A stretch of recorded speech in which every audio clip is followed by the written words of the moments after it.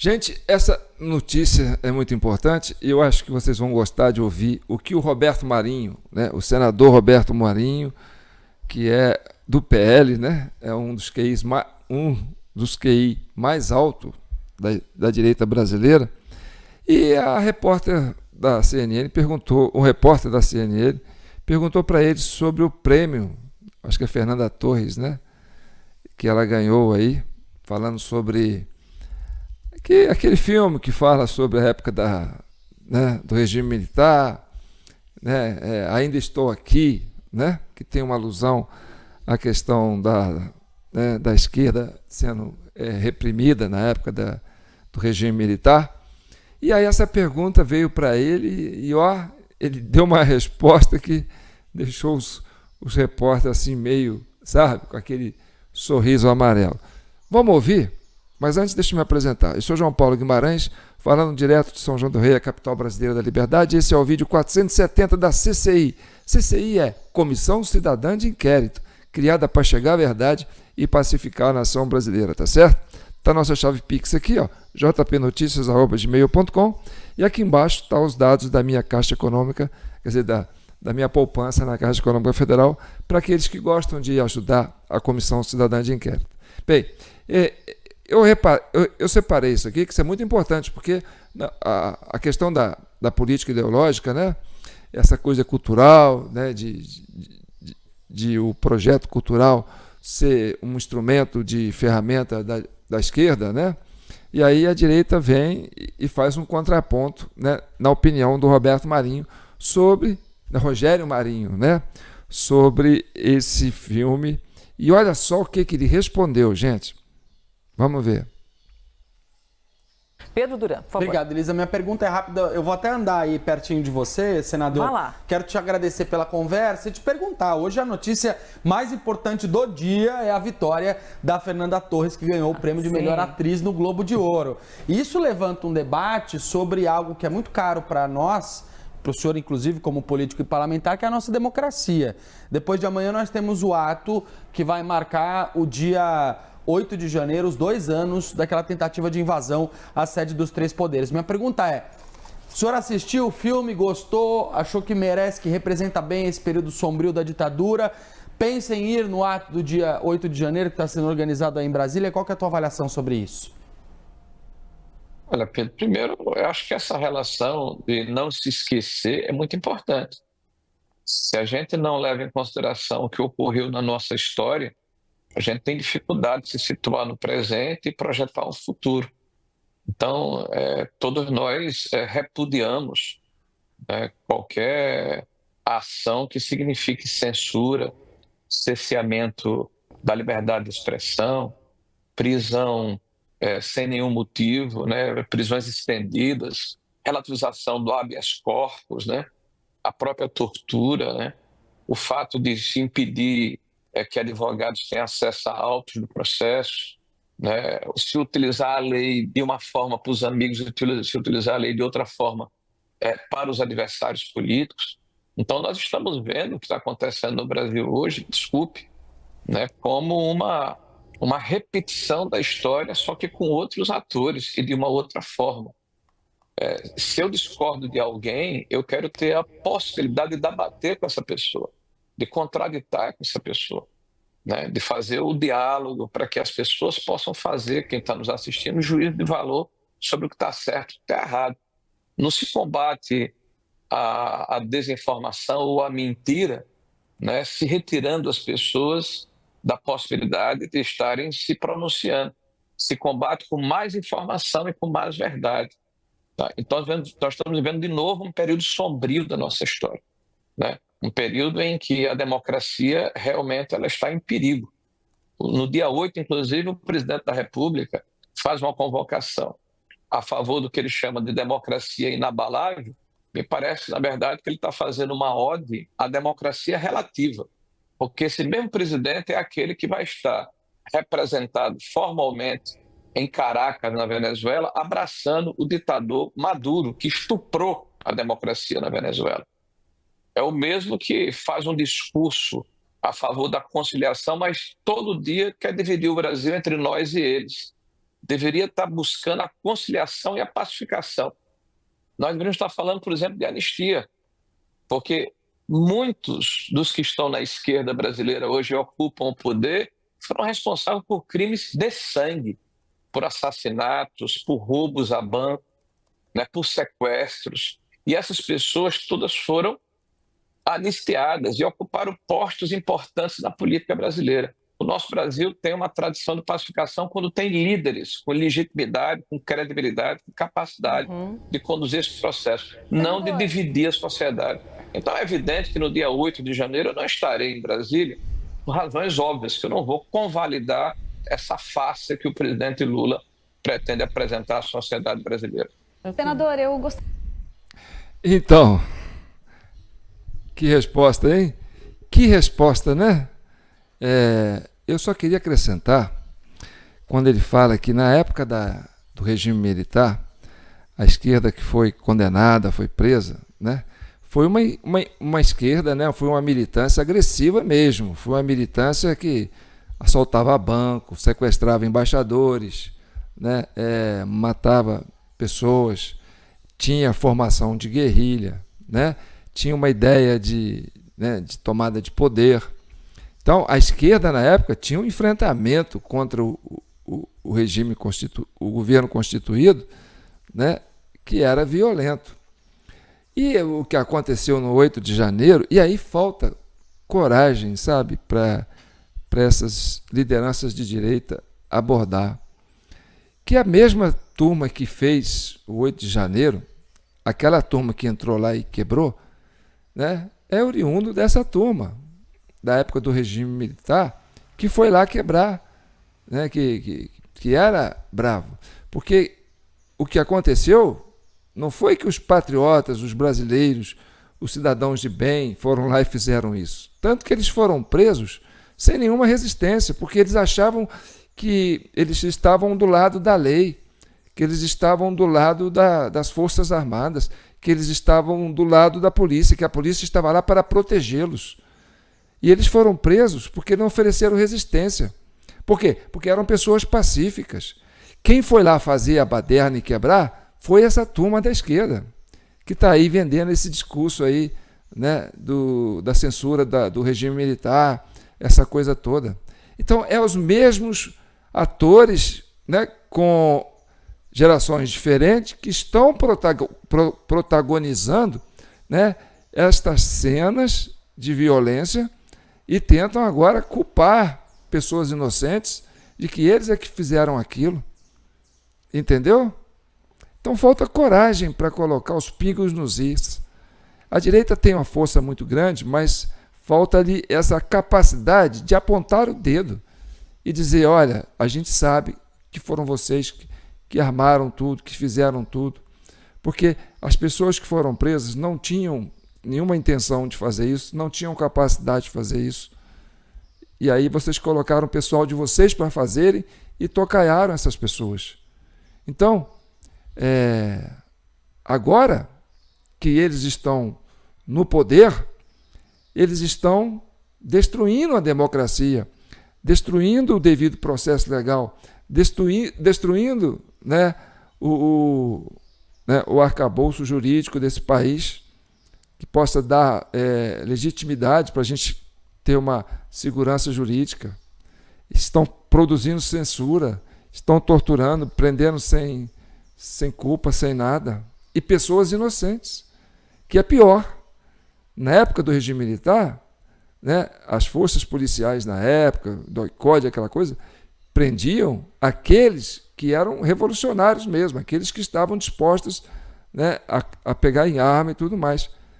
Já nesse 8 de janeiro, que eles vão lá comemorar, fazer aquela festa toda, né, a gente tem essa ideia e apresentamos já elementos com provas materiais, inclusive com vídeos e áudios mostrando, né, que sim, foram eles que armaram.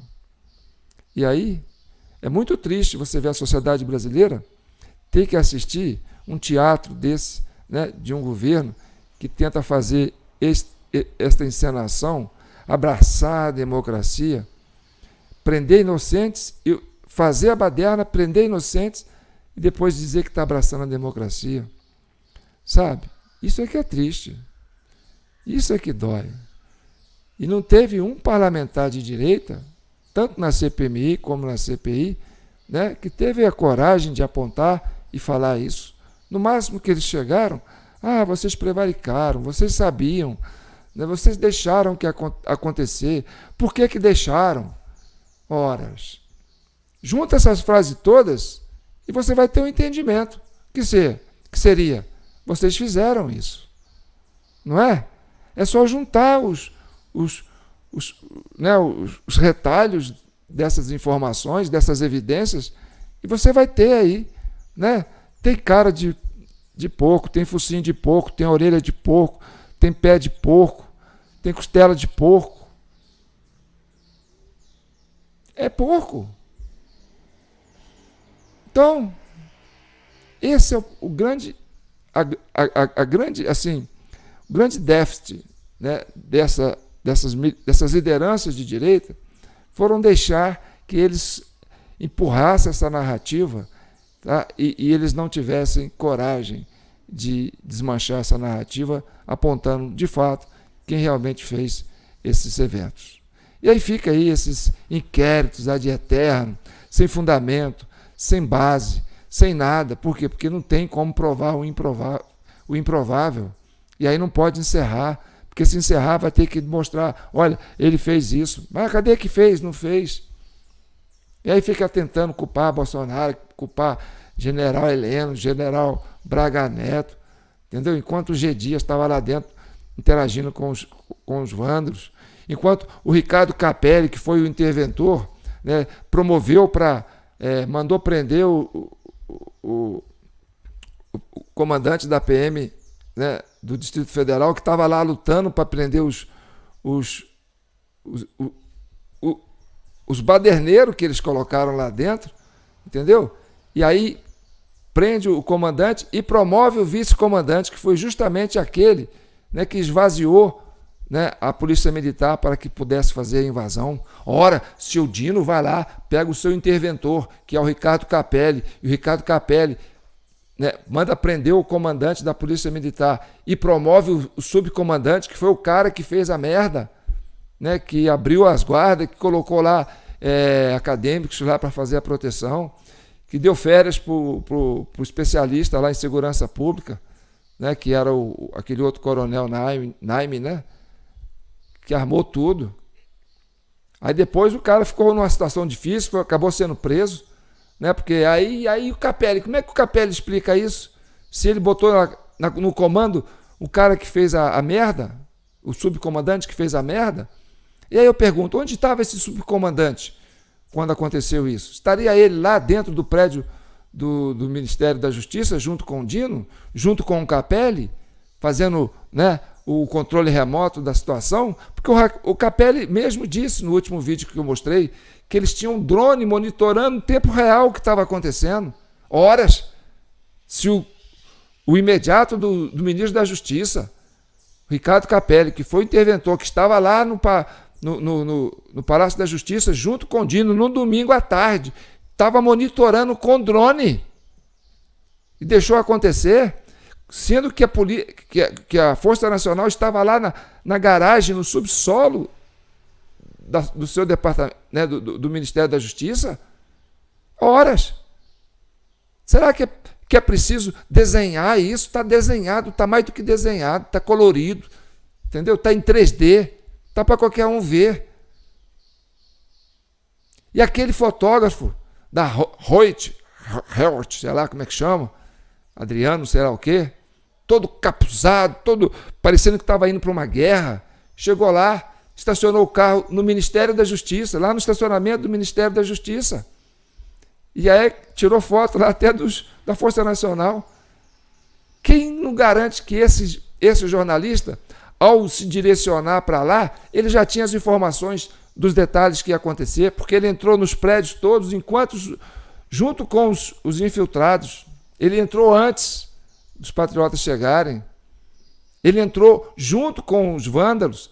Ele administrou junto com os vândalos a cena. Aquilo foi construído. Aquela cena do arrombamento da porta lá da antessala do do presidente, aquilo foi uma vergonha. Aquela imagem dele interagindo com, né, o vândalo lá, escolhendo o ângulo, conferindo se a cena está boa. Será que esse jornalista não estava ali plantado pelo Dino? Será que quando ele estacionou o carro dele lá no estacionamento do Ministério da Justiça, ele não subiu, não foi na sala do Dino lá para negociar as condições do trabalho? Para dizer, olha, ó, você vai ali, você vai aqui, você vai ali, a turma que está lá vai fazer isso, vai fazer aquilo, você já sabe, você faz uns ângulos bacanas, manda aquilo para a mídia, porque a mídia já está sabendo. Eles já estão sabendo o que vão colocar lá. Entendeu? Então a gente fica com essa cena aí ridícula, achando que o povo brasileiro é bobo, ter que assistir isso. Mesma coisa que o povo achar que o povo da Venezuela é bobo, de achar que o Maduro ganhou aquela eleição lá, e eles fizeram inteligentemente lá, né, conseguiram reunir todos os elementos lá das atas para confirmar que deram uma lavada. E agora o Lula quer mandar um representante lá para chancelar a ditadura do Nicolás Maduro. Então, o que falta para a direita é isso, sabe? É foco, é apontar, é falar, olha, foram vocês. Gastaram uma grana com CPMI, gastaram uma grana com CPI. Eu estou aqui parado, aqui, ó, já tem mais de 2, vai fazer 2 anos, que eu estou aqui todo dia mandando vídeo, entendeu? Para vender, né, uma ideia de realidade para vocês, vender a verdade, que a ideia nossa não é pôr fogo no parquinho, é pacificar a nação brasileira. Mas aí vocês têm que falar a verdade, tanto a esquerda como a direita. Não é hora de prevaricar nem de um lado nem do outro. Tem que falar a verdade. São pessoas que estão presas, que não merecem estar presas. É injustiça. E cada dia que passa é um dia que essa pessoa perde na vida. É o tempo dela que está sendo sequestrado. Isso não recupera, isso não volta. São filhos que crescem sem ver os pais, que vão ficar traumatizados. É uma vida traumatizada para o resto da vida, por causa de uma babaquice dessa, de querer vender uma história, de armar uma história. Nós já mostramos quem são os infiltrados, já mostramos lá no QG de Brasília, onde eles ficavam concentrados, o carro de som deles, os líderes deles, como eles fizeram, até a conversa de WhatsApp que eles trocaram para falar como é que eles iam fazer a invasão, com a participação da Polícia Civil, papapá, sei lá o que mais. Então, sabe, é viver numa mediocridade que a gente não tem pé nem tamanho. E aí eu me despeço de vocês. E peço para vocês comentarem, sabe? O desabafo é importante. Nós ainda somos a capital brasileira da liberdade. Aqui é São João del Rei. E São João del Rei, né? Já tenho um de nossos filhos que estão aqui sepultados, que já dizia assim: o primeiro compromisso de Minas é com a liberdade. E o primeiro compromisso de São João del Rei é com a verdade e a pacificação nacional. Tá certo?